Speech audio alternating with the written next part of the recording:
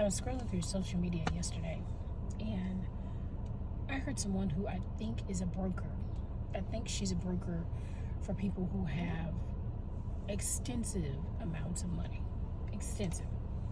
And she was talking to a client about a vacation that she was currently on. And the client had called her and was so excited about where she was staying, whatever the hotel was that she was staying in. She was like, I don't ever want to leave. I want to stay for an extra week, and I need you to make that happen for me. But I can't pay $10,000 a night to do it. Immediately, I went into a night, $10,000 a night. This is not shade because, again, when you have a different kind of money, you can have different kinds of conversations. But I commend the broker because what she said was, I might not be able to get you in that same hotel. And her client was adamant, I want to be in the same hotel and I want the same view. So the broker went and she found her another room in the same hotel. Now again, it wasn't 10,000, but it was 5.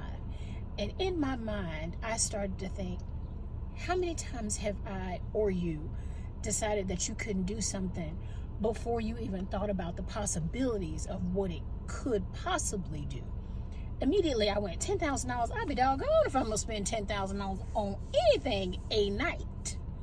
But what if you had the discretionary funds to do it? Now again, I'm a different creature, and I'm not gonna say that I would never do it, but in my mind, I immediately went to the lack. Why is it we don't go to the greater? Why is it we immediately want to decide that that's too much?